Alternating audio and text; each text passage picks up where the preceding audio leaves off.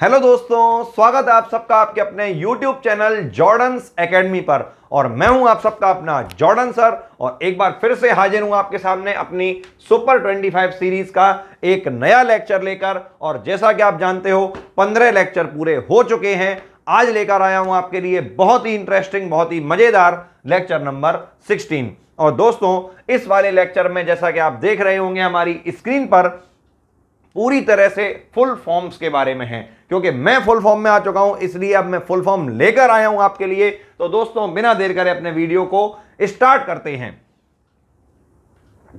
Number 1 पर लिखा है दोस्तों AIDS, बहुत जाना माना नाम है, बीमारी का नाम है एड्स। तो पूरा नाम ये लिखा है सामने, एक्वायर्ड इम्यूनो डेफिशिएंसी सिंड्रोम। ठीक है दोस्तों, एक्वायर्ड इम्यूनो डेफिशिएंसी सिंड्रोम, याद रखें दोस्तों। ये हो गया पहला। आ जाइए नंबर 2 पे, HIV। अब HIV का पूरा नाम होता है ह्यूमन इम्यूनो डेफिशिएंसी वायरस। दोस्तों, आप सबको पता होगा कि एड्स एक बीमारी होती है जो बहुत ही एक तरीके से आज तक लाइलाज बीमारी है दोस्तों, इलाज नहीं मिल पाया है।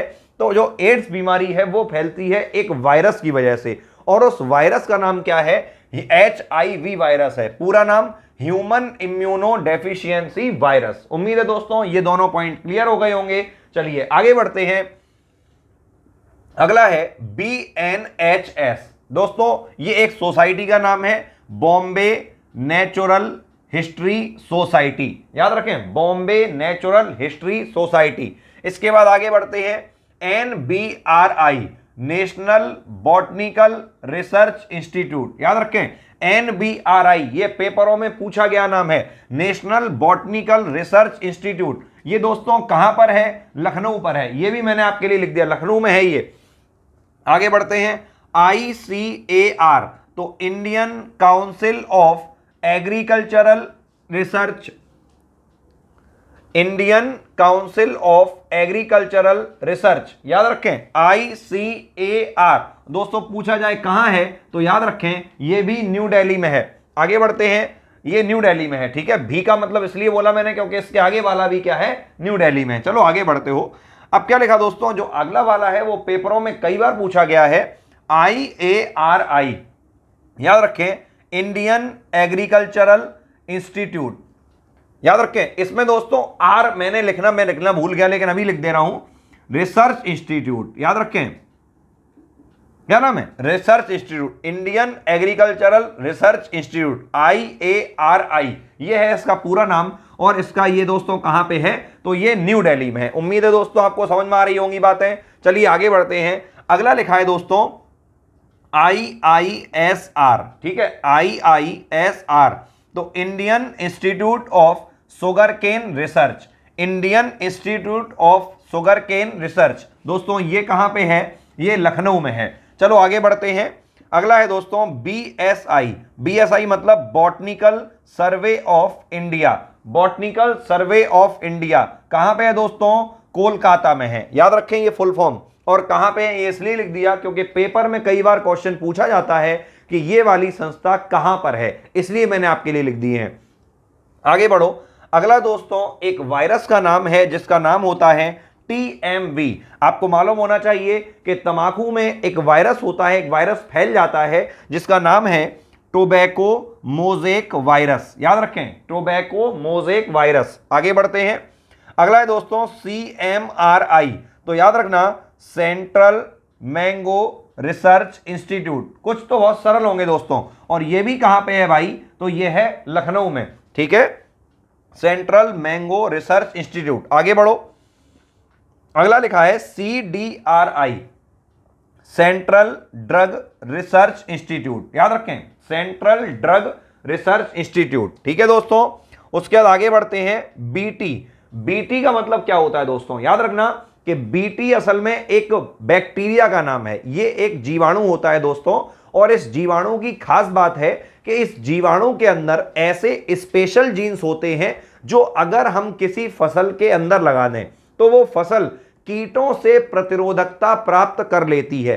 कहने का मतलब ये कि अगर इस BT जीवाणु, जो कि मैंने नाम लिख रखा है बैसिलस थुरिनजिएंसिस, क्या नाम है? बैसिलस थुरिनजिएंसिस, अगर हम इस बैक्टीरिया के जीन्स को किसी फसल में लगा दें तो याद रखना कि फिर उस फसल में कभी भी कीड़े नहीं लगते हैं। ये वाली बात आप लोग याद रखिएगा। बाकी आप लोग हमारे पूरे सिलेबस का वीडियो आपने ले लिया होगा तो आपको मालूम भी होगा कि ये क्या होता है। चलिए दोस्तों आगे बढ़ते हैं। फिलहाल फुल फॉर्म की बात है। इसी बीटी को हम लोग दोस्तों एक और नाम से भी जानते हैं और ये नाम है जीएमओ। क्या नाम है? जीएमओ मतलब हुआ जेनेटिकल मॉडिफाइड ऑर्गेनिजम्स। क्या नाम है? Genetical modified organisms. याद रखें दोस्तों, बिल्कुल सरल है। मतलब आप किसी भी ऑर्गेनिज्म को जेनेटिकली बदल दो, आनुवांशिक रूप से बदल दो दोस्तों। ठीक है, चलो आगे बढ़ते हैं। अगला लिखा दोस्तों डीएनए। दोस्तों बड़ा अच्छा नाम और बहुत ही जाना माना नाम। ये इसलिए लिया क्योंकि ये उसमें कुछ आपको दिक्कत हो रही होगी तो जिससे ये आप लोग आसानी से याद कर पाएं। दोस्तों एक वीडियो और आएगी जिसमें मैं आपको बची हुई फुल फॉर्म्स के बारे में जरूर बताऊंगा। तो दोस्तों फिलहाल डीएनए की मेरे ख्याल से आप सबको मालूम होगी डीऑक्सी राइबो न्यूक्लिक एसिड। ठीक है दोस्तों, DNA deoxy ribo nucleic acid. आगे बढ़ते हैं। अगला दोस्तों आ गया आरएनए, राइबो न्यूक्लिक एसिड। ठीक है, राइबो न्यूक्लिक एसिड, कोई बड़ी बात नहीं है। आगे बढ़ो। अगला है दोस्तों WPSI। क्या नाम है? WPSI, wild life preservation society of India. फिर से बोलिए, wild life preservation society of India. ठीक है, क्या नाम है? उसके बाद आगे बढ़ते हैं दोस्तों IUCN, अपने आप में बहुत बड़ा नाम। याद रखना दोस्तों, जो आपने एक बुक सुनी होगी रेड डाटा बुक। ठीक है, एक किताब छपती है, उसमें हमेशा जो जीव विलुप्त होने वाले हैं या जो विलुप्त हो चुके हैं या फिर अगर जिनके विलुप्ति के कारणों को नहीं रोका गया तो वो विलुप्त हो जाएंगे। तो दोस्तों इस तरीके की जो जानकारियां मिलती हैं ये हमें मिलती है रेड डाटा बुक में। और उस रेड डाटा बुक को छापने का काम कौन करती है? तो उसका नाम है IUCN। याद रखें, international union for conservation of nature and natural resources. फिर से बोलो मेरे संग में, क्या बोला? International union for conservation of nature and natural resources. उम्मीद है दोस्तों आपको यह क्लियर हो गया होगा। तो दोस्तों आगे बढ़ते हैं। अगला लिखा है ZSI। ZSI का मतलब हुआ जूलॉजिकल सर्वे ऑफ इंडिया। याद रखें, जूलॉजिकल सर्वे ऑफ इंडिया। 2-3 बार दोस्तों आप बोलोगे तो ये फुल फॉर्म आपको 100% याद हो जाएगा। तो जूलॉजिकल सर्वे ऑफ इंडिया। चलिए आगे बढ़ते हैं दोस्तों। WLII, wild life institute of India. Wild life institute of India. ठीक है दोस्तों, आगे बढ़ते हैं। IBWL, तो IBWL का मतलब Indian board of wild life. याद रखें, Indian board of wild life. आगे बढ़ रहे हैं। MTP, MTP का मतलब medical termination of pregnancy. Medical termination of pregnancy, इसका मतलब यह होता है दोस्तों सगर्भता का चिकित्सकीय समापन। मतलब हुआ सगर्भता का चिकित्सकीय समापन। दोस्तों इसका मतलब यह होता है कि जो गर्भकाल होता है 9 महीने का, उस गर्भकाल के पूरा होने से पहले ही अगर हम किसी माता के गर्भ में उस भ्रूण को खत्म कर दें, उस भ्रूण को समाप्त कर दें, तो इसको बोलते हैं MTP, medical termination of pregnancy. चलिए आगे बढ़ते हैं। अगला है दोस्तों STD। STD ये फोन वाला नहीं है दोस्तों, ये आपके बायो का है, सेक्सुअली ट्रांसमिटेड डिसीज। याद रखें, ऐसी बीमारियां जो असुरक्षित यौन संपर्क के द्वारा होती हैं उन्हें क्या कहते हैं? सेक्सुअली ट्रांसमिटेड डिसीज बोलते हैं, यौन संचरित रोग बोलते हैं दोस्तों। चलो आगे बढ़ते हैं। अगला दोस्तों ZIFT, मतलब जाइगोट इंट्राफेलोपियन ट्रांसफर। अभी हम लोग इसका एक बहुत क्विक रिवाइज और करेंगे, आप लोग मेरे साथ साथ बोलना दोस्तों, ठीक है? हाँ, तो एक ऐसा करना, जब मैं अभी आपको ये रिवाइज करवाऊं उस टाइम मोबाइल को थोड़ा दूर कर देना, मतलब स्क्रीन मत देखना तुम लोग। अब मैं जब पूरा बोला करूंगा तो आप मेरे संग फुल फॉर्म बोलने की कोशिश करना। 2-3 बार ऐसा करोगे आपको फुल फॉर्म बिल्कुल 100% याद हो जाएगी। ठीक, तो जाइगोट इंट्राफेलोपियन ट्रांसफर, इसमें दोस्तों ऐसा होता है कि जो जाइगोट होता है, मतलब जो बेबी होता है, उसे प्रयोगशाला में 8 सेल्स का होने देते, मतलब 8 सेल्स का होने देते। मतलब क्या करेंगे देखो आपको बताएं, थोड़ा सा सुन लो।